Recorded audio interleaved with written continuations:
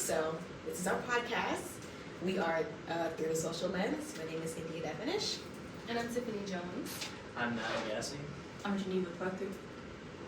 And we did our assignment on the Child Stars documentary on Hulu, produced by Demi Lovato, basically talking about the trials, tribulations child stars go through as children in the media and how it affects them now as adults. I noticed was in the beginning of the film, lots of the parents, or lots of the actors and actresses, or even the parents of them, talked about how the kids in the beginning wanted to be stars from when they were kids. Just they were dragging their parents to the auditions. So that reminded me of intrinsic versus extrinsic motivation, about how, like early on, like even as kids, they wanted to do it just because they wanted to do it. And then as they got older, it became more extrinsic, with based on like their money and their fame and results and stuff of their own ability to make films. Which I found that surprising, only because like, even from watching that, you figure that, you know, you want to be a child star, your parents are pushing you because, as Raven Simone said, she was a breadwinner. She had the extrinsic motivation about she had to do this because she wanted to win her parents' love and affection. So that was surprising to me. Yeah, and also like Drew Barrymore. It's not even Mary, it's Barrymore's. Her mom was like a single parent, and her dad was like very abusive, very dangerous. Mm-hmm. So that for her kind of paved the way into wanting to go, because she's like, okay, maybe I can help my mom. I want to get away from my dad. Just create a safe spot for her. And like Christina Ricci as well, she grew up in a violent home, and she found peace on set. So there's like multiple reasons, eccentric wise, as to why there's so many child stars and why they start young. Yeah, I mean, and even as like they say, like going on in their career and that on their life, like they said that they lost the passion that they had. Like even Demi Lovato was mentioning that throughout the movie, that she was like, she didn't explicitly say it, but like you could just tell as she was talking. Like in the beginning, she even was smiling in the beginning of the movie, saying like how happy she was that she was going to these auditions, and then she was like, even at the beginning where she was like, "Don't put me on the camera. I don't know how I feel about it because I don't like it." Yeah, bring up like her body issues and stuff. Yeah. Yeah, and Demi Lovato, she was talking about like how she used to have like this raw connection to music, but like the pressure of making a hit song sort of took away from that. When she showed her management her 5 best songs, they said they were just alright, and those were like her best songs. So it sort of like took away her confidence. Yeah, and I mean, I can imagine how that feels too, because like personally, I'm a theater kid. I grew up singing, acting, all that stuff. I started really young, and it's like when you don't get the applause that you think you're gonna get, it messes with your mental health, like real bad. Yeah, I can relate to that because growing up, my dream was to, start off as playing baseball like professionally, and then I went to college to play baseball, and I played there for a year, and I worked really hard to get there, but it was like putting into work every day and everything, and just not receiving the gratification, gaining the satisfaction that I thought I would from accomplishments and everything. It just wasn't fulfilling what I thought it was going to as I was moving on. Yeah, and that ties into another topic of self-esteem, because like I said, it messes with your mental. And like Demi Lovato, also going off of Genova's point, Geneva, I call everything bad. I'm so bad with names, if anybody can tell. She said, it's something wrong with me. That's how she felt. And I'm hoping this one's correct. Allison Stoner. Yeah. Period. She, because, you know, she's a child star. We all know her from Camp Rock as being Demi's best friend. Demi is Mitchie. Mm-hmm. She was saying that, when all these photo shoots and all the edits and the makeup, and she's looking at herself like, wow, I'm so perfect, I'm so beautiful. But then when she looks in the mirror, it's like she sees all these flaws. Mm-hmm. So it's like it messed with her self-esteem in some sense. Yeah, and like her self-confidence, like she knew like 5 things and what they were gonna fix in post, like they should like lines behind the lines underneath her eyes. She knew what they were gonna fix in post. So she just looked at herself different in the mirror. Yeah, and she was talking about as to how that one shoe, it kind of like altered her behavior for the next shoes, because like you said, like she knew what they were gonna fix, so it just put it in her mind like, oh, I have to fix this, so like they don't have to edit as much, you could say. But this also strikes, one of my main question is, like, okay, it's not really a question, but a statement. The pressure of being famous is like mental issues, what parents feel, the sacrifices they make having to move. So like, can we really,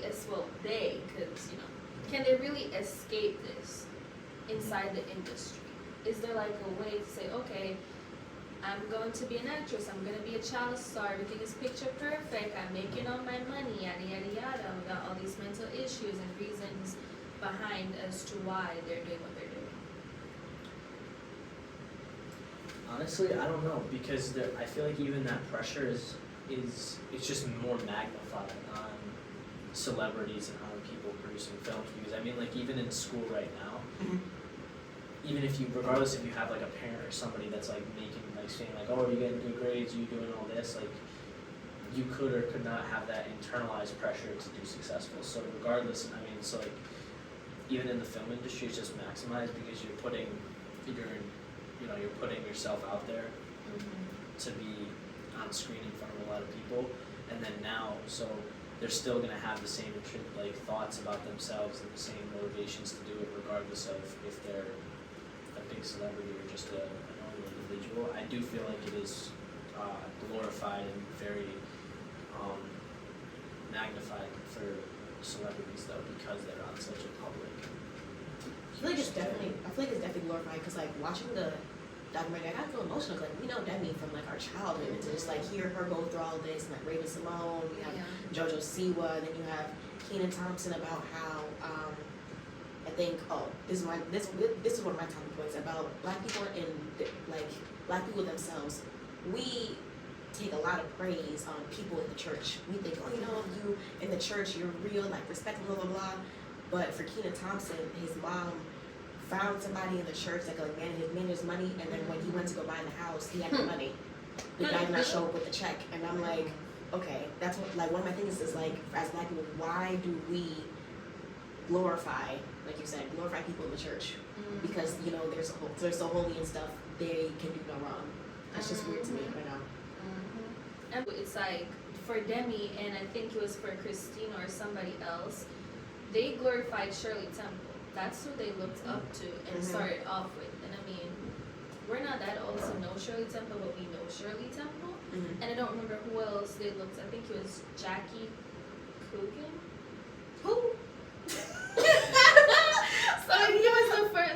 It was somewhere in the film. I don't think his name. It was a guy. I think his name was Jackie. I mean, it was Coogan's Law, but I don't think his name was Jackie though. I swear it's Jackie. I don't think it's Jackie. Okay, Mr. Coogan. Okay. But I'm pretty sure he's no longer here with us. Though. No. But he was the very first person, the very first famous child star as well. That's somebody that they looked up to, not knowing that, oh yeah, his parents ran off with his money and all of that shit behind it too. So.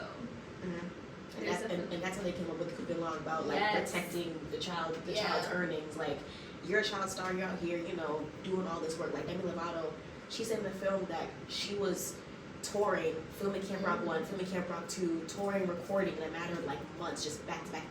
So you're making all this money, and your parents still have all the hold over all your money. Yeah. And they're not doing anything besides managing you. In real life, could there be a law for us to like child actors?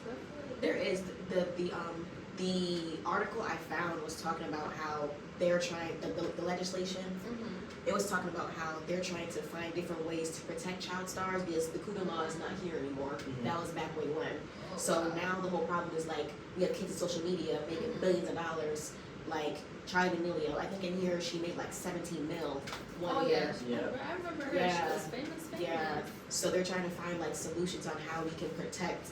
They call the article called them kidfluencers and how we can protect their rights and everything. Yeah.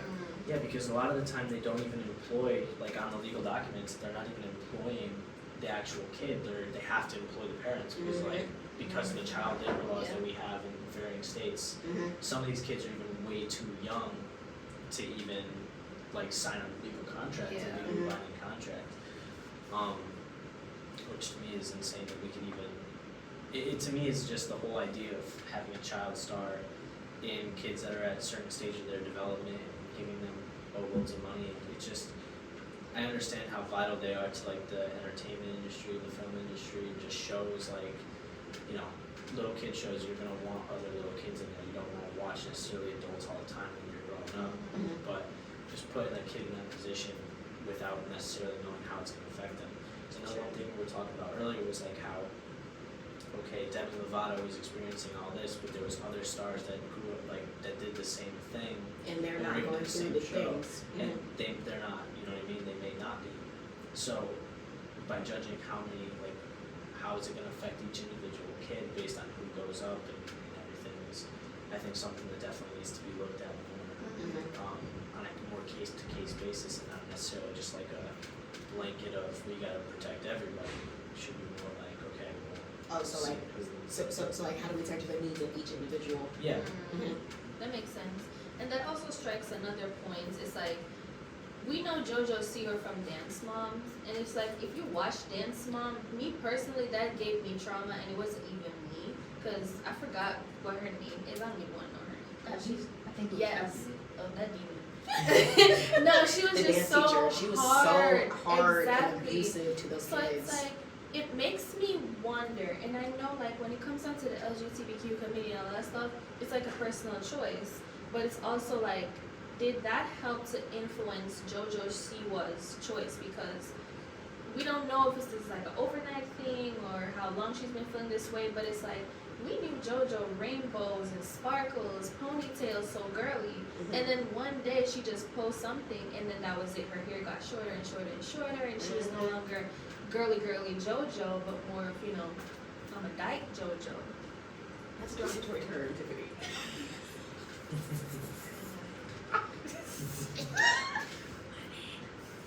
That's actually one of my questions because, like, in the film, like, we know Raven Simone's gay. Everybody knows Raven Simone is gay. But what my thing is like, when Raven Simone came out as gay, they brought her back for Raven Tone. They did. So, but in the film, JoJo Siwa was like, oh, you know, when I came out as gay on social media, Nickelodeon kind of like blackballed me. Like I think she Yeah. said that she was shooting, she was supposed to be hosting the Kids' Choice Awards like she always did every year, and then she wasn't even invited that year after she came out. So I'm wondering, like, what's the difference between the LGBTQ community between Disney and Nickelodeon? Like, is Disney more tolerant of it? I couldn't find anything in that film. Yeah, so. and that even plays into like, I remember us talking in class about Horton Cooley's looking glass theory, about how it like other people reflect to us who we are. So like to her, like, is she maybe struggling internally with who she is because she went out on social media and came out to the world as being gay, and now she's getting blacklisted by major corporations, and maybe she's struggling with her self-image a little bit because she doesn't, because now people are reflecting like, okay, well this is who I am, and other people are kind of like pushing her back and saying, well, like, no, Don't be that. yeah, don't be Mhm. that. But it did bring up a good point too about Abby and like the Dance Moms and JoJo Siwa. Like, even being on social media and having that show be broadcasted, does that even play a role? Because there are other coaches in other different sports that treat their kids very similarly. Like, Yeah. there's, you know what I mean? Like, she's not the only coach in the world for any sport. Like, I'm sure there's other dance teachers that are like that. So are these kids maybe getting worse? Are these kids maybe getting worse off mentally because it's on social media as well and being produced on a TV show? Mm-hmm. Than like the kids that are like going home and being like, well, coach at practice, you know, called me a really, really bad name today because I messed up. You know what I mean? So does the social media even, again, magnify it more to how they feel about each other? I feel like So- social media definitely plays a huge role. And another thing I think that plays a huge role is also this generation, because we first was introduced to Raven from That's So Raven. Mm-hmm. And then now there's Raven's Home. And before she had fully come out, we didn't necessarily see signs of it like that in regards to filming. Mm-hmm. But then with JoJo, I feel like JoJo is of present generation. So a lot of generation, well, our future and present probably don't know much about That's So Raven or Raven's Home. Mm-hmm. So since JoJo is like, she's what, 20, And she's our age, like 2019, yeah. So it's like, and you know, this generation is more judgmental, it's more not accepting. So I feel like that could be a possible reason why, but it's also, they're in the same boat. So really and truly, what caused the difference between Disney accepting Raven and then Nickelodeon not wanting to accept JoJo? Yeah, like maybe for them it was like not on brand or whatever, like not on brand, and like it sort of relates to the self-discovery theory, because like they think she shouldn't be gay because it's not on brand, but that's just her. But like for her, it doesn't really seem to be causing self-esteem issues or anything like that. She seems to be like okay with herself. Like when they were like, "What are we going to tell the kids?" and she was like, "Tell them that I'm happy." Yeah, I was just gonna say that, yeah. Or like question maybe how growing up in an unstable home causes you to go into this industry. Yeah, I mean, it kind of goes back to what we started talking about first with like the intrinsic versus extrinsic motivation, and how like that could be something initially that it could be both. So, like you want to be better to better yourself and do all these things so that you can better yourself and better your situation, and that's something internal to you. But then it turns into an external thing because then you become obsessed with getting the money and getting everything. Yeah. And just by like doing more of intrinsic motivation stuff, like one of the articles that I found was about improving the skills and engagement of struggling readers in school through intrinsic motivation, where they offered different rewards for different activities that they were asked to do, and seeing if they would, you know, increase the results in just even the pure engagement of the activities based on the reward system and everything. And just by like similar to what we talked about in class with that example, where as kids were given a reward there was less motivation, this one kind of contradicted it a little bit, where they found that there was more there was gains on higher, like there was more engagement with the reward, not necessarily for a longer duration, but there was more results and more positive results and more engagement towards doing the activities that necessarily kids don't want to do. So that's what kind of was different than the example from Leprit, where he was like all kids that age, the preschool kids wanted to play with markers. Like it was just something fun.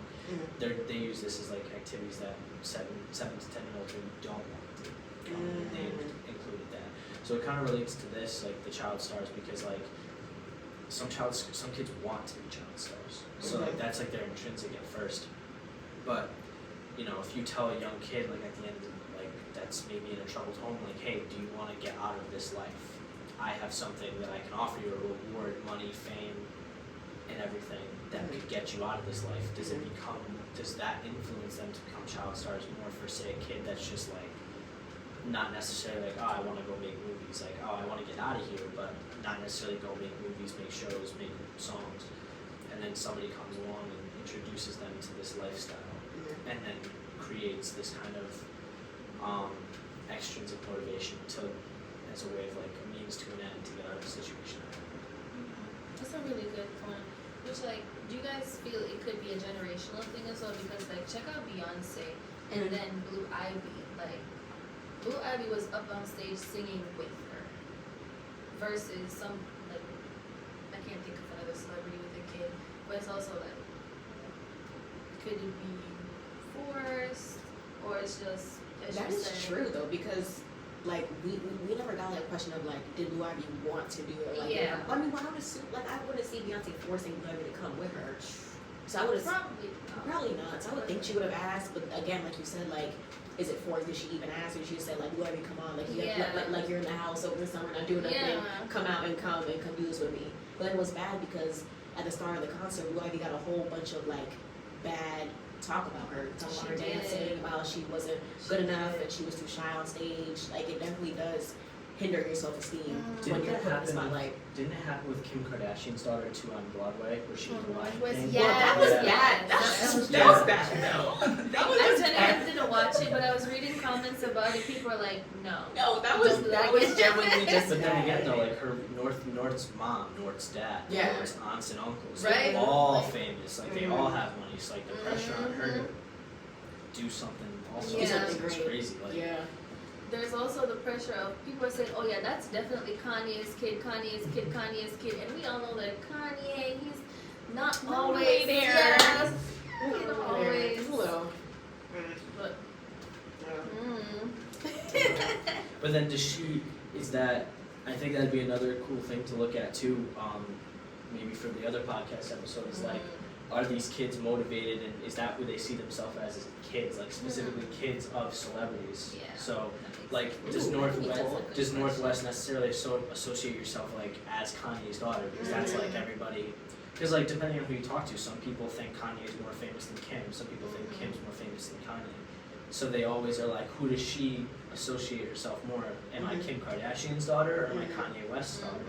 Am I a Kardashian or a West? Both two like powerhouse last names, you could say, but like, true. who does she associate herself Or with? it's like, or I'm just the daughter of two famous, crazy rich people. Yeah. I'm not going to college. I might go to college. Either or, she's still gonna have way more money than me in life. Yeah. But again, or she could be another child star though. True, she You have could. maybe a different experience than Demi Lovato because she's got both parents that are. Oh yes, already set the standard Yeah. for them, so Yeah. it's like Mhm. top things. I'm happened to her. I don't feel like nobody talks about her that much. Yeah, well, she was a child star that worked later on in her career with other child True. stars. So that'd be I feel like she was missing from the documentary because she could provide it as both sides. Because working with a child star as a former child star. I mean, same with Raven Simone though. She didn't really get into that in the documentary about what it No, was like. she was real silent for some reason. Yeah. Like every time Demi talked to her, she just seemed so like closed off, and I I'm feel like, like she has things to hide about that industry. I think She so too. definitely does. Yeah, I think so too. I saw on TikTok one day about how I think her dad forced her to get like body work done at like 14 because like she was getting too fat for Yeah. Disney, and I feel like maybe she didn't want to talk about all that because it's really personal stuff. So maybe that's why. True. But also, what would have been a beneficial thing, at least in my opinion, is that if they had, okay, so the child stars that they got to be interviewed, they were cool, but also getting nowadays child stars, because like back then versus now, it's two different times. So if they could do like a Yeah. comparison of like again with generational stuff about how's it different back then to now. Now you have social Yeah. media talking about these child stars now about how the like Disney shows are not as good as they used to be, or like the acting seems fake compared to back then when you had social media. I mean, they have a point. I feel like now though there's a different expectation of what you're supposed to be though. Like as you said with like Raven Simone, her dad like had like a specific image of how he wanted her to look on screen. Now I feel like it's a little bit different. Like they cast certain roles for certain people that they want to fill those roles. You know what I mean? It's not like everybody all has to look the same and do the same thing. I feel like it's more diverse. In a way, but more like to me there's more of a difference between normal diverse community and like forced diversity in shows. Yeah. Like you know what I mean? Mm-hmm. And just like even like the motivations behind and the self-image of, okay, am I a star because I'm a star, or am I a star because this is who they casted me to be this one particular role and this is who I gotta be, you know what I mean? Like even just people that are like playing, you know, like in the shows, like the old Disney shows, how there was like people that were just meant to be dumb. Like like Chelsea on That's So Raven. Or just like I think of like Des from Austin and Alex. Yeah.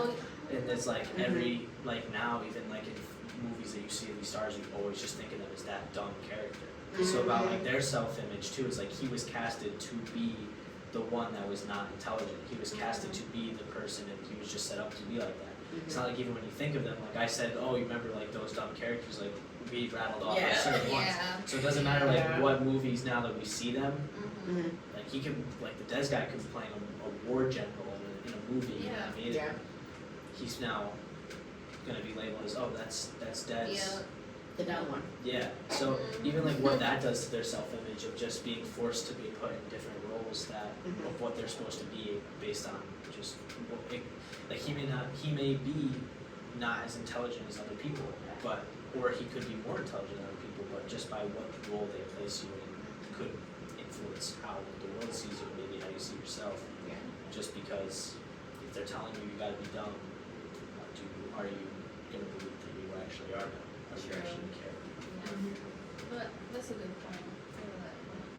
That just came to mind because this was so recent, they're not child stars, but they're like child artists. Mhm. One Direction, and now Liam Payne is no longer with us. Yeah. Mm-hmm. But they were kids too coming up. They Yeah, they were. They weren't They were. adults. They were kids. They were like very famous. But again, I wonder is like, were they like British or something? Yeah. I think so. So I wonder if them like growing up in Britain, did they have different expectations for them compared to like people who are acting in like California over like on the other side of the Yeah. country? Like I wonder like did they have a better experience coming up because they were in a different country compared to us now? They probably did. I would assume so. Yeah, I feel like they people weren't really like nice. kids. They were more like teenagers. But Yeah. that's one of the questions I wanted to ask you guys was like, what's your thoughts on that? Like being famous is like we're all in college, we're all college students, and I feel like we've got a good self-concept where we know kind of who we are, and we've kind of formulated that as we're older. Yeah. Like as a kid who's trying to learn who they are and who they think they are, do you think that maybe by playing different roles, does that help in them finding themselves, or does that hurt finding themselves because they maybe like they're playing a role that isn't themselves? You get what I'm saying? I feel like it wouldn't help only because like Demi Moore was talking about how she kind of couldn't find the difference between her and like the external like validation. Yeah. I feel like her playing a certain character, she was Mitchie, she was like this nice girl and she had to like be nice to everybody and like figure out how to like say Camp Rock. She was like the hero compared to like now back when she was doing drugs and stuff, she wasn't a hero anymore. And it's like now I need that validation to like kind of I guess mirror how my character is. I'm supposed to be the hero, but me doing this, I'm not the hero. I feel like it doesn't Yeah. help. Depending on what role you're playing. I feel like it doesn't help either, but I also think that it could be maybe because everybody's experience is different. So if you're like really trying to navigate who you are, then playing multiple roles kind of mess with that. Because as you said, she's supposed to be the hero, and then you could play another movie, you're the bad guy, and another movie, you're a little of So both. you're just getting And confused. yes, and then in real life, you're like outside of all these roles, because like they were even discussing it in the film that okay, after we're done filming, what next? So it's like when they're not filming anymore, who am I outside of the television? Yeah, they did ask that question. Yeah. What do you think, Geneva? Yeah, like if you're like a child star that's like the scene, then you chances are you're gonna be like what happened with Miley Cyrus was crazy. Like I remember in the documentary it was like a code red. Like she was going crazy. Like in the movie she was like pole dancing or I think in the movie. So like you could have a situation like that, and also like. And in some videos I've watched on YouTube, like they compared Jojo Siwa to Miley Cyrus, like with her transformation. So like it is sort of difficult, like finding yourself once you're technically not a child star anymore once you get like older. That was a question I had about how like we understand that child stars move from teenage to adult. We get that, but like why is it always so sexualized? Like yeah, Miley Cyrus, she's in Montana, and then she on a wrecking ball and twerking on stage at the VMAs. Then you have Jojo Siwa just now hugging a girl in her music video. Like why do they feel like to be an adult I have to like revolve myself around like sexual acts? Well, because they were, if you grow up on films, I mean, you're told to act a certain way. You have to present yourself. It's the same thing like that you brought up with Demi Lovato playing that character. She's like, oh, I'm supposed to be the hero. But when you're contracted by them, you're supposed to be a role model. You're supposed to be someone that kids can look up to. Now that you're not really part of that, you're kind of just doing the opposite, essentially. Yeah. And it's like, they associate all necessarily like good qualities. Like, in my opinion, Demi Lovato may associate a bunch of whole qualities of her characters and be like, I associate that with my characters, but I'm not my character, so therefore I can't embody the responsible, the hero, so I have to become the opposite. Same with Miley Cyrus, like, oh, I'm the good girl Hannah Montana that's gotta be a role model, I gotta be hopes and dreams, and then okay, Hannah Montana sang really good song, or like really good for kids songs about, oh, you can do anything, like about whatever, you know what I mean? I didn't really listen to Hannah Montana as a kid. You should have watched it. The show was so good. But, it's not late. But now she's doing the polar opposite of like, okay, what wouldn't Hannah Montana do? Yeah. And it's like, okay, so whatever Hannah Montana would do, the real Miley Cyrus is going to do the opposite of what Hannah Montana would do. I feel like we got some content about this, but I cannot think of it right now. About like going against. Yeah. I can't think of it right now. Well, I mean, I don't know. it is what it is, I guess. Sometimes you just want to live in your real skin because, like, if she was out here living Hannah Montana life, maybe it would have went left for her. Maybe that have affected her personally because you don't want to be out here living a lie either. Yeah.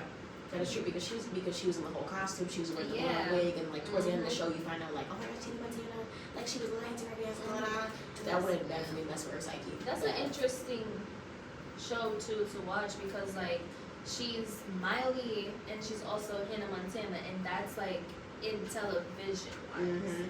So already she was portraying two different characters, and then in real world, she's like, yeah. Yeah, because like you said, even the real Miley that in the show might not have been the real Miley, Yeah. which is pretty conflicting. But She had a lot going on. I mean, she's better. She's better now, though. Have you seen her recently? Her hair is so nice. Like she's doing real well for herself. Real well. Mhm. Nice.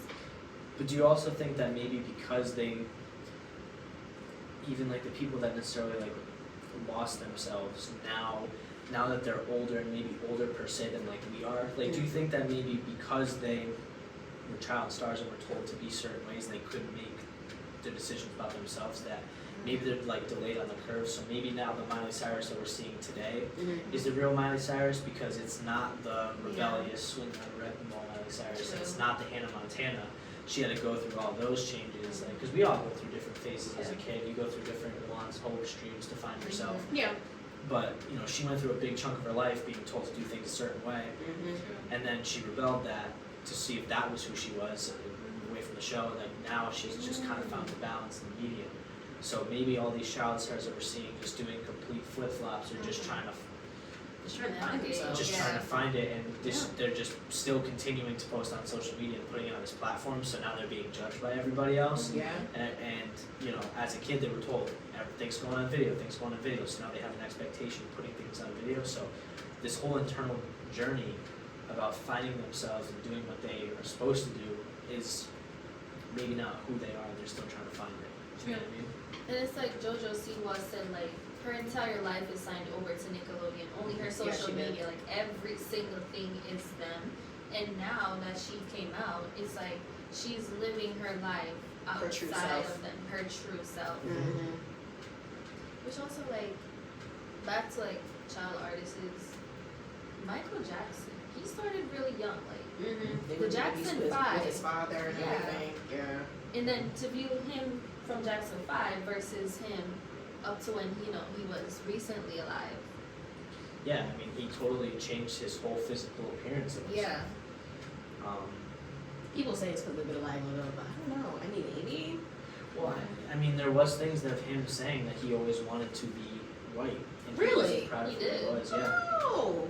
Well. Because I watched a documentary on it, and I don't know the name of it, but it was him talking about how he was like, there were certain aspects of it that, it also was like the time being too. Mhm. Maybe he thought there was gonna be more records, or he valued like what he saw. Because at the time too, there was mostly white people on shows, and mostly white people just doing certain things on TVs and commercials, and he was like, that's the life I want, and he was like, in order to achieve what I want, I gotta do that. But he talked about that, and then obviously like with the whole stuff about him towards the end of his life, like with the legal allegations and stuff. Yeah. That stuff kind of messed it up. But there's many different theories about why he did kind of what he did.